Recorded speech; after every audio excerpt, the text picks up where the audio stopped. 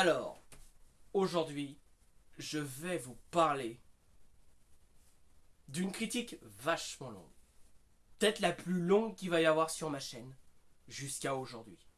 Parce que je vais faire la critique d'un film que j'ai tellement aimé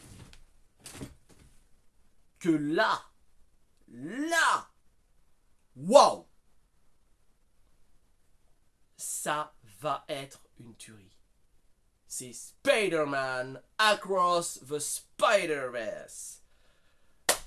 Et oui, alors pourquoi ce film m'a énormément plu? Déjà, c'est 10 fois mieux que le premier. Je l'ai vu en 2 fois avant de vous faire cette critique. C'est-à-dire, pour ceux qui balancent direct à chaud, moi je le fais à froid. Parce que je l'ai vu en VF, en 4D, et en VO STFR, normal. Que ce soit la VF ou la VO, le film il est parfait pour moi. Franchement, même le dialogue venant du personnage ne m'embête pas. Moi je suis pas très compliqué là-dessus. Pour certains qui préfèrent VO ou VF, moi en vérité c'est peu importe. Après, ça dépend aussi de ce qu'on me présente. On voit la suite des aventures de Miles. On voit la suite des aventures de Gwen Stacy, appelée aussi Spider-Gwen.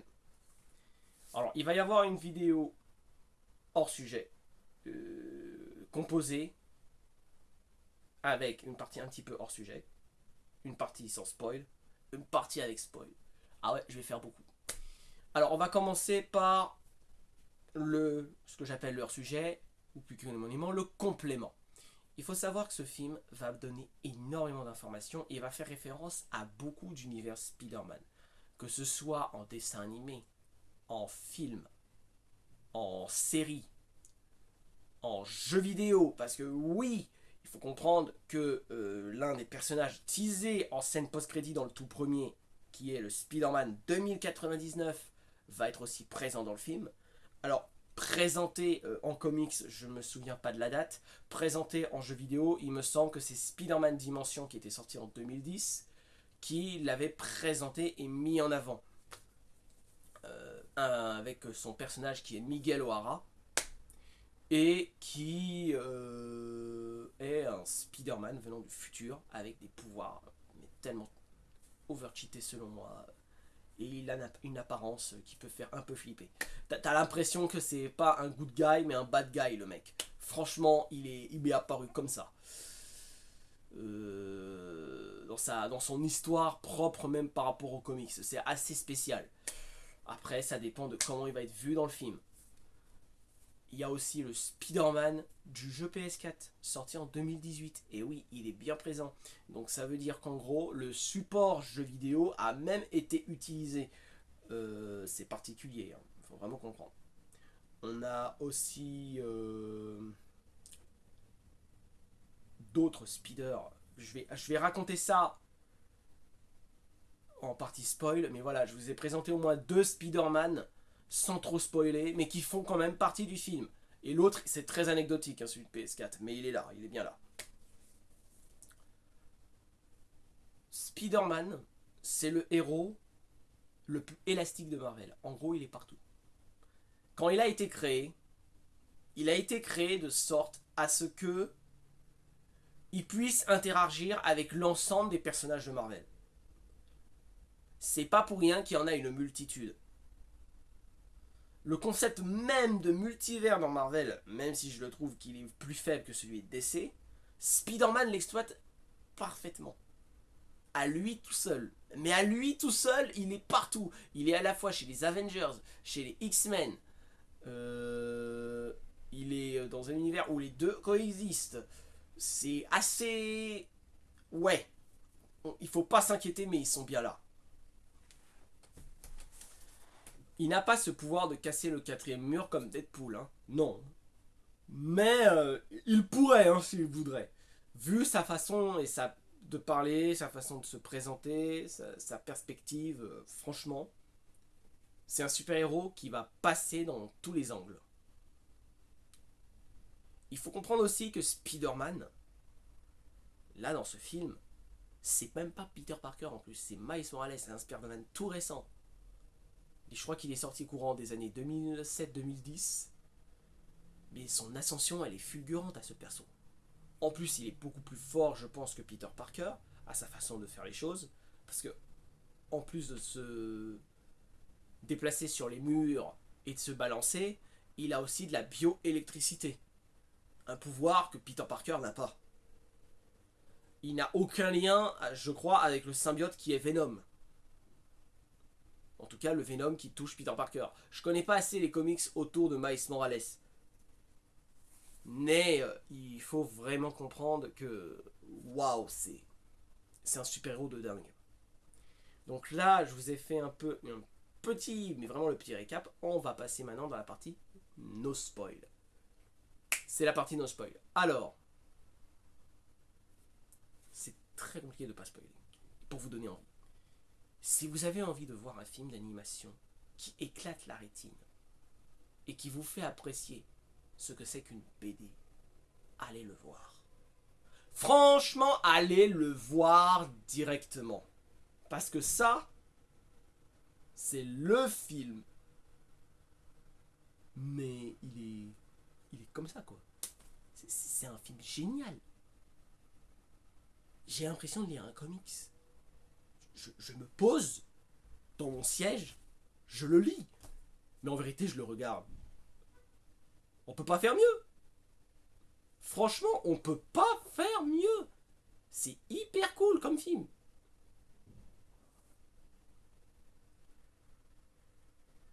T'as aussi le son, la transition d'image. Chaque univers va avoir sa propre typographie, son propre design de dessin. Ça aussi, c'est pas mal. Mais c'est aussi un des défauts que je vais noter dans ce film. Je trouve qu'il n'y en a pas assez en vérité. Moi, je trouve qu'ils n'ont pas suffisamment exploité le filon de faire différents dessins. Et ça, c'est franchement dommage. Moi, j'aurais poussé le curseur encore plus loin par rapport à ça. Et pourtant, pour moi, le film, si je dois le noter sur 5 ou sur 10, c'est 4,5 ou 9,5. C'est un perfecto. Un perfecto.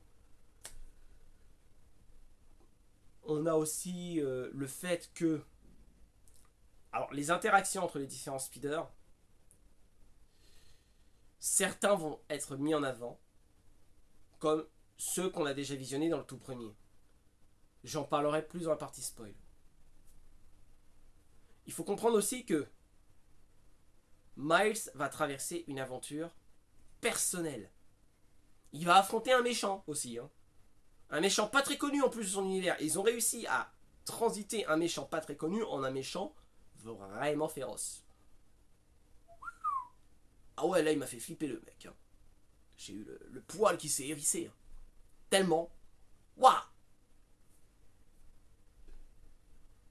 Et pour moi, là où c'est le point fort par rapport au bad guy, c'est que ce même bad guy, son histoire, on sent, elle est présentée d'une manière, on a l'impression qu'on sent, bah voilà, on le met un peu de côté. Mais il faut pas le mettre de si côté que ça, parce que là, Miles Morales s'est créé un ennemi tellement fort qu'il va avoir besoin d'un coup de main pour le battre. Dans le premier, on va dire qu'il a eu un coup de main, mais la particularité, c'est qu'il avait affronté le Kaïd, tout seul à la fin. Donc il n'a pas eu un si grand coup de main que ça pour le battre. Le Kaïd, même s'il pensait pouvoir l'éclater, il a vu que ce Spider-Man là était plus fort et il n'avait pas vraiment beaucoup de chance. En plus, il est massif hein, dans son design. Il faut comprendre aussi que Miles, dans cette histoire personnelle, va retrouver aussi des personnages qu'il ne pensait pas rencontrer. Revoir même. Et là, je parle de la fin. Pour ne pas aller plus loin, je vais maintenant partir sur la partie spoil. Voici la partie spoil. Là, je vais complètement me lâcher. Alors, il y a beaucoup de choses à dire. Alors, on va parler déjà de Ganke. Ganke, c'est celui qui fait le proto-Ned dans le dessin, dans ce film-là, qui est son camarade de chambre. On comprend qu'il l'a bel et bien aidé à combattre le crime, même s'il n'avait pas l'air très ravi de l'aider, mais il l'a quand même fait. Et en parallèle, ce qui est vachement cool, c'est que il joue à un jeu vidéo quand on le croise à chaque fois. Et devinez c'est lequel? Spider-Man de PS4. Déjà ça c'est le premier easter egg. Je me suis dit, what? Vous êtes sérieux? Merci beaucoup. Ça c'est un bon easter egg. Alors on a aussi le fait que Miles va voir l'histoire des canevas. Alors ça c'est un autre point qui va lancer pas mal d'easter eggs, où on voit les interactions de ce qui s'est passé de tragique dans la vie des speeders, et devinez qui on voit. Andrew Garfield et Tobey Maguire. Oui, incroyable mais vrai, les passages de Spider-Man 1 de Tobey Maguire et de The Amazing Spider-Man 1 sont bel et bien présents, et ça j'ai vraiment kiffé à mort. Alors là on m'a vraiment... J'étais comme ça dans la salle. Ouais. Non mais attendez, vous combinez le dessin animé avec le live action. Sérieux, le live action, on va dire. Mon accent est pourri. Hein. What? Mais en plus, c'est pas les premiers. Il y en a eu d'autres. Un passage dans l'univers de Venom. Alors ça m'étonne pas, puisque... Alors, je l'ai découvert il y a peu de temps sur Disney+. Il y avait non pas une, mais deux scènes post-génériques à Venom 1. La première liée à Venom 2. La deuxième était liée à Spider-Man Into the Spider-Verse. Donc c'était destiné complètement à s'interagir ces deux univers. Et ça je m'y attendais tellement pas que je me dis ok. Bon après on ne voit que Madame Chen, on ne voit pas plus. Et c'est Spot qui se pointe, hein, qui prend même des chewing-gums, hein, c'est... Wouah. Putain le mec il part d'un dessin animé, il vient dans le truc avec des acteurs, il prend les... Non mais c'est un truc de fou, j'ai jamais vu ça de ma vie. C'était très bien, le concept de multivers est très bien utilisé. Là, ils savent vraiment l'utiliser. En plus, l'avantage avec les films d'animation, c'est qu'on peut tout faire. On n'est pas lié à la contrainte des acteurs et à un cahier des charges qui peut être compliqué à gérer pour les apparitions de super-héros. Là, on peut faire carrément ce qu'on veut.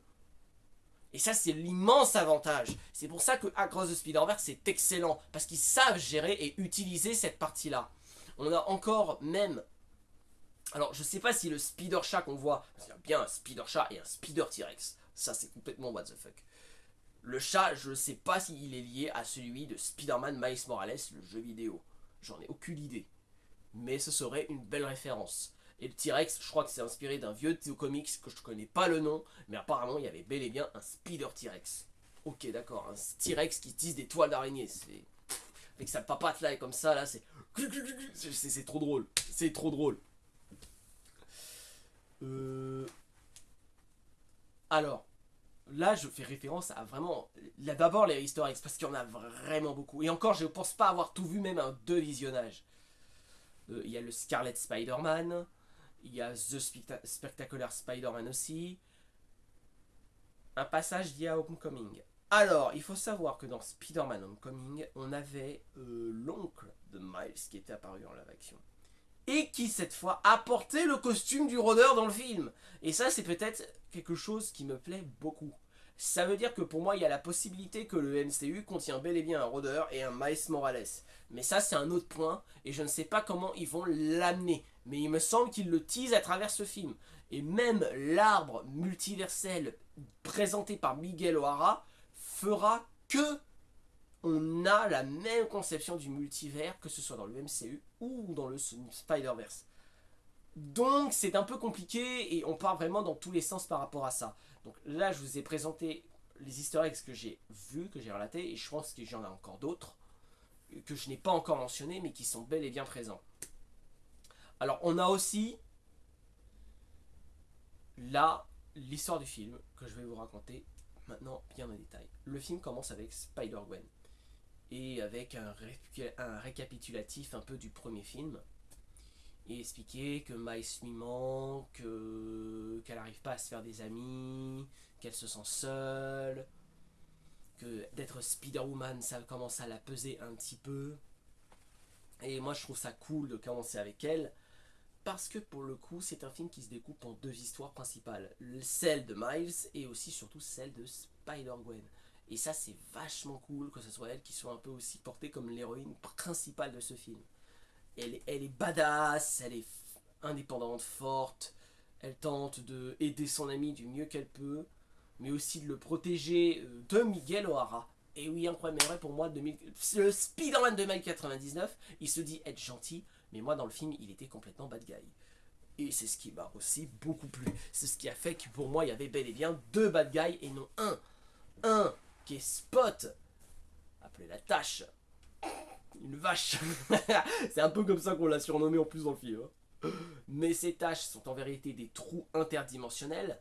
Et Miguel O'Hara qui tente de préserver le Spider-Verse, mais d'une manière un peu trop dure. C'est ce qui fait que j'ai beaucoup de mal avec lui. À le voir en tant que gentil. Et chacune de ses actions en Spider-Man sont impressionnantes. C'est un truc de fou. Avec ses canines et son aspect vampire. Ah ouais, ils ont vraiment poussé le curseur pour faire peur, pour que Spider-Man 2099 fasse vraiment, mais vraiment peur. C'est un truc de fou. Donc j'en reviens aussi à l'histoire du film. Donc je vous ai dit que ça commence avec Spider-Gwen, elle va interagir avec un méchant qui ne vient pas de son univers, elle va rencontrer Spider-Man 2099 dans son univers. Grâce à un bracelet, elle ne va plus tiquer. C'est-à-dire que il y a des moments où elles font comme s'ils étaient paralysés parce qu'ils ne font pas partie de cet univers. Et ben là, pour le coup, ça va pas lui arriver en portant ce bracelet. Donc, les Spider-Man de chaque univers peuvent aller dans un autre univers. Limite, je me pose même la question, pourquoi pour eux ça leur fait cet effet-là et pas pour Kang le Conquérant. Oh, j'ai incité complètement un méchant qui n'a rien à voir. Mais peut-être lié, peut-être, peut-être. Et oui, bah, c'est du multivers, donc forcément. Donc on a aussi le fait que Miles arrive dans le film, on voit ses exploits, on le voit affronter Spot, il va revoir Spider-Gwen, ils sont contents de se retrouver, il va la suivre et comprendre que son ennemi, la Spot, la tâche, bah, est parti de son univers. Ça a causé un gros problème parce que maintenant il cherche à se combiner à de la matière noire.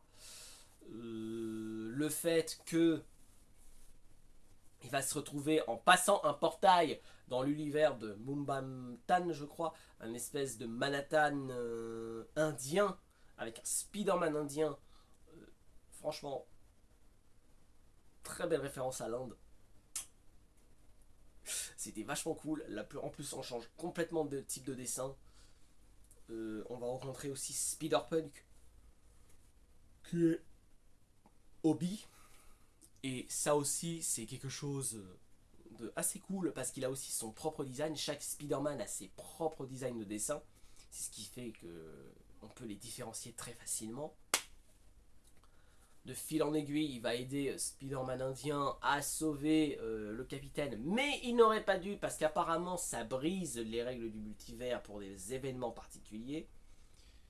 Et on va se retrouver à aller dans la Spider Society qui est dans le New York, je sais pas quoi, futuriste de Spider-Man 2099, qui va réunir cette fois tous les Spider-Man d'un coup. Donc on va voir vraiment la référence avec beaucoup de Spider-Man.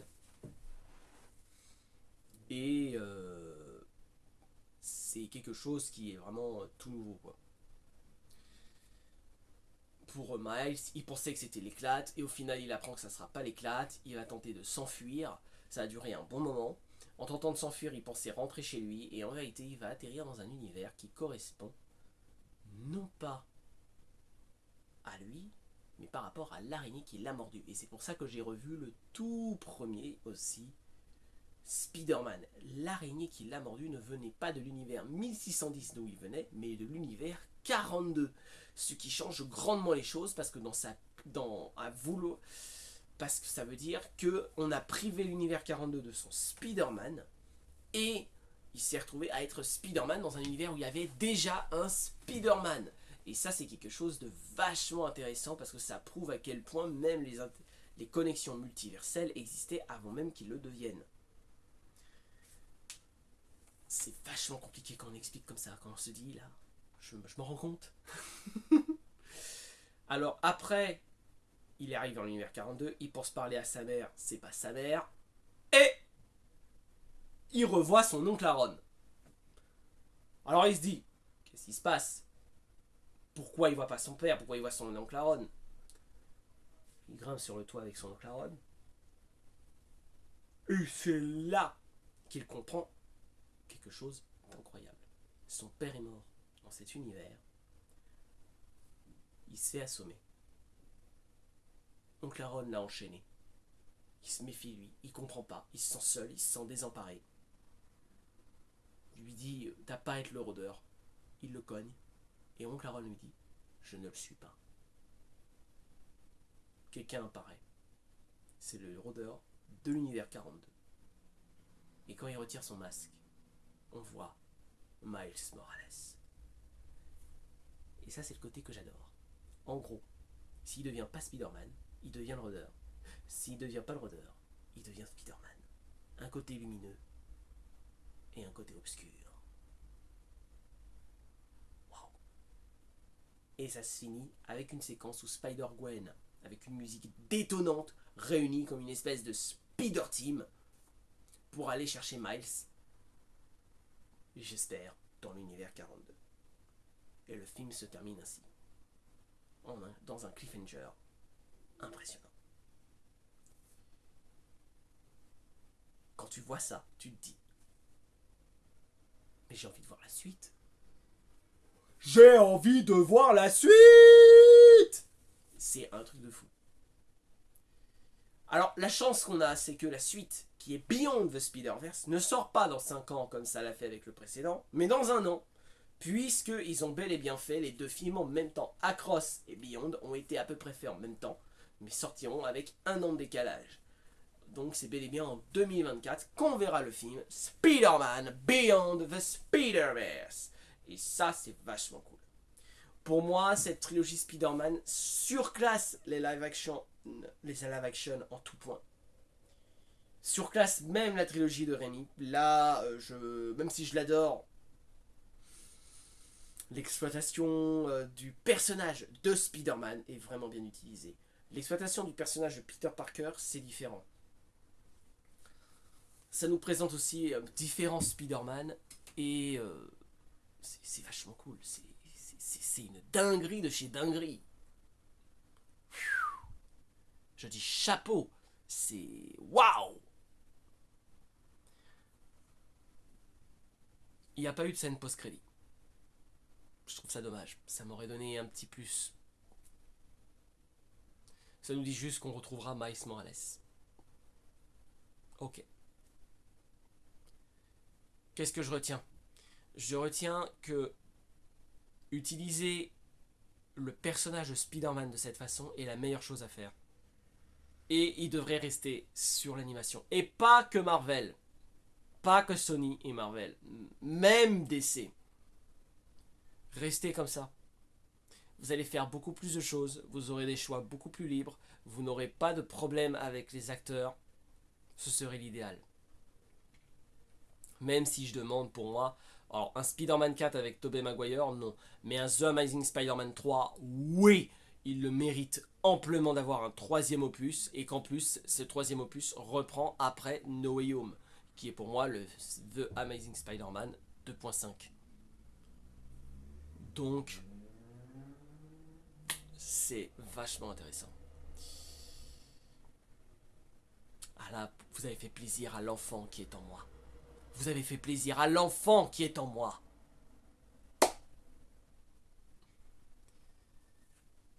En tout cas, pour ce film, je pense que quand on voit toutes ces références, ils vont exploiter le filon à fond. Et c'est ce qui fait tout le charme que compose Spider-Man Across the Spider-Verse. On verra à la toute fin, et c'est vrai, je l'oublie, les Spider-Man qui ont accompagné Miles dans le tout premier opus, mais uniquement à la fin. Alors Penny, on la voit un peu au milieu, mais on la verra à la fin avec Spider pour cochon et le Spider-Man noir doublé par Nicolas Cage. Et ça, je trouve ça vachement cool. parce que c'est mérité. Et je pense que c'est quelque chose qui était justifié de faire ceci. Il fallait vraiment aussi qu'on lit les films. Là, il y avait presque pratiquement, à part Miles et Spider-Gwen, il n'y a pratiquement aucun lien avec le précédent. Et là, c'était impossible pour raccrocher encore des liens. J'avais oublié de mentionner aussi Peter B. Parker, qui est bel et bien là, et qui est papa dans ce film. Et oui, le fait d'avoir croisé le chemin de Miles lui donnera envie d'être père. Et il va pouvoir retrouver sa MJ dans son univers. Donc on voit sa petite fille qui a hérité de ses pouvoirs de Spider-Héros. Ça, je trouve ça vachement cool. Ça montre aussi que, il a le droit, que les Spider-Man ont le droit à voir une fin heureuse et de ne pas avoir tout le temps un côté tragique dans leur vie. Parce qu'il faut aussi se sentir, se souvenir, c'est ça que je veux dire plutôt, que Spider-Man c'est un héros tragique. Il a une histoire pas très reluisante parce que même s'il sauve beaucoup de monde, ses proches en pâtissent beaucoup. C'est ce qui est le prix un peu à payer pour pouvoir représenter ses pouvoirs et protéger tous ceux qui le méritent et tous ceux qui l'aiment. Ce qui m'étonne, je trouve quand même dans l'univers de Miles, c'est qu'il n'y ait pas la présence d'Oscorp, mais plus la présence d'une autre boîte qui était Alchemax. Bon, après c'est un détail peu important, mais on peut le noter que c'est quelque chose qui peut être déroutant, surtout qu'en plus Spot, l'ennemi qui s'est fait, et ben est lié à Alchemax et recherche les boîtes Alchemax dans les différents univers parce que il veut utiliser les différents synchrotrons pour pouvoir accumuler le plus d'énergie noire afin de faire du mal à Miles Morales. C'était votre multi-tool geek. Ciao tout le monde.